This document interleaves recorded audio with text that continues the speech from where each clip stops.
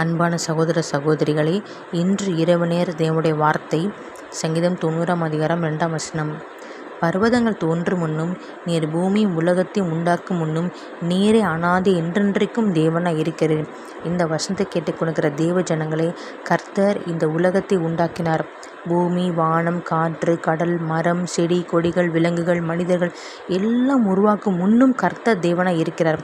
அப்படிப்பட்ட தெய்வத்தை நாம் தொழுது கொள்ளுகிற நாம் பாக்கியவான்களாய் இருக்கிறோம்.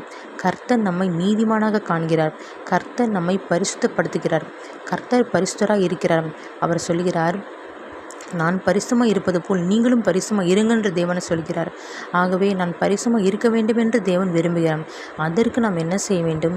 அனுதினமும் அவருடைய இரத்தத்தை கொண்டு அறிக்கை செய்து நம்முடைய ஆவி, ஆத்துமா, சரீரத்தை சுத்திகரித்து நாம் அவர் நமக்கு வைத்திருக்கின்ற ஆசீர்வாதங்களை, அற்புதங்களை, ஆவிக்குரிய வரங்களை சொந்தரிக்க வேண்டும்.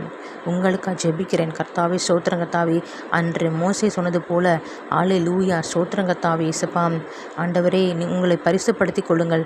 கர்த்தர் உங்கள் நடுவில் அற்புதங்களை செய்வார் என்ற வசனத்தின்படி தகப்பனே, ஆண்டவரே, நீர் அற்புத தெய்வமாக இருக்கிற தகப்பனே, நீர் எங்கள் வாழ்க்கையில் அற்புதம் செய்ய வேண்டும்ப்பா. நாங்கள் அனுதினம் சுத்திகரிக்க கொள்ள வேண்டும் ராஜா.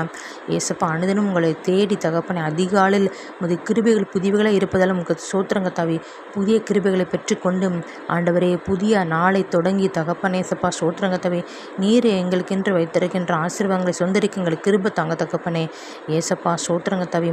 நாங்கள் வருகையிலும் போகிலும் தகப்பனே, நீர் உம்முடைய தூதனை கொண்டு எங்களை பாதுகாத்துக் கொள்ளுங்கப்பா. ஸ்தோத்திரம் கர்த்தாவே. ஆண்டவரே ஏசப்பா, கடைசி காலமாக இருக்குது ராஜா. எத்தனையோ அழிவுகள், பேரழிவுகள் தகப்பனே ஏசப்பா நடந்து கொண்டிருக்குது ராஜா. அதற்கெல்லாம் தப்புவித்து எங்களை வழிநடத்தி கொண்டு வருகிற கோடி ஸ்தோத்திரம் கர்த்தாவே. எங்கள் சபையை ஆசீர்வதிங்க, எங்கள் ஜனங்களை ஆசீர்வதிங்க ராஜா. எங்கள் தேசத்தை ஆசீர்வதிங்க தகப்பனே சப்பா. எங்கள் பிள்ளைகளை ஆசீர்வதிங்க தகப்பனே. உங்கள் இரத்த கோட்டைகள் எல்லோரையும் மூடி மறைத்து கொள்ளுங்கப்பா. மீட்பெரும் இரட்சகருமாக்கிற இயேசு கிறிஸ்து இன்ப நாமத்தில் ஜெபிக்கிறேன் என் ஜீவன் நல்ல தகப்பனே. ஆமேன்.